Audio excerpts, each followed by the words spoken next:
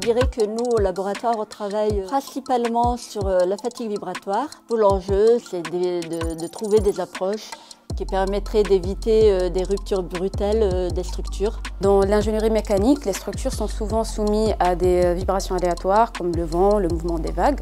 Et ces vibrations aléatoires peuvent engendrer de l'endommagement dans les structures. Donc le but, c'est d'introduire ce phénomène, de prendre en compte dans l'optimisation pour assurer la sécurité des structures optimisées. Alors cette optimisation a pour but de réduire le coût des structures mécaniques. Qui peut se faire par un changement de matériau, un matériau plus léger, ou alors un changement de forme, une réduction de matière, c'est-à-dire qu'on vient retirer la matière qui peut être utile à la résistance.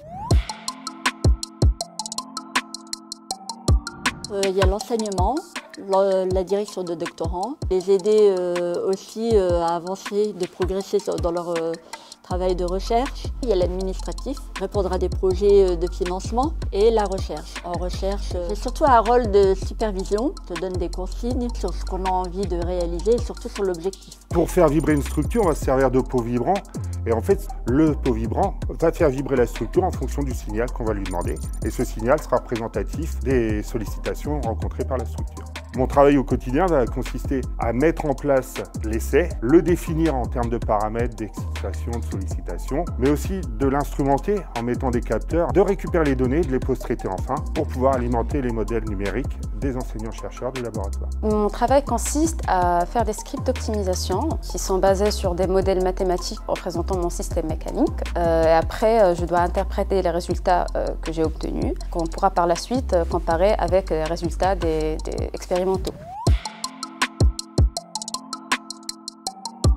L'originalité de nos travaux est plutôt fondée sur la machine triaxiale qu'on a reçue très récemment, qui a été financée par l'Europe. Grâce à cette machine, on va pouvoir étudier aussi bien des matériaux, des structures à l'échelle du laboratoire, des éprouvettes, et aussi des structures de plus grande taille et de plus grande masse. En fait, c'est un système qui est très peu développé actuellement dans le monde. Ce banc d'essai vibratoire en 3D va permettre de réaliser un essai simultané dans les trois directions, alors qu'actuellement, les pièces sont testées suivant chaque axe successivement. La portée de mes travaux de recherche est de lier la fatigue vibratoire et l'optimisation fiabiliste. Alors, on peut voir dans la littérature que c'est un sujet assez nouveau, mais qui a une très grande importance, notamment au niveau de la sécurité des composants qu'on peut trouver dans l'industrie, par exemple aéronautique ou automobile.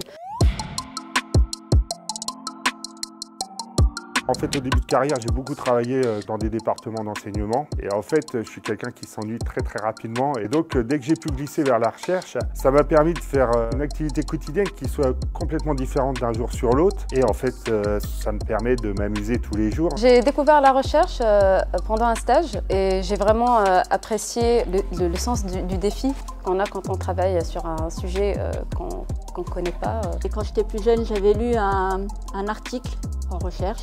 Ça m'a donné envie. On a le choix de notre activité. On peut choisir d'être enseignant, d'être chercheur, d'être plutôt sur l'administratif, voire même faire les trois à la fois. Voilà, c'est ce qui m'intéresse dans mon métier, être libre.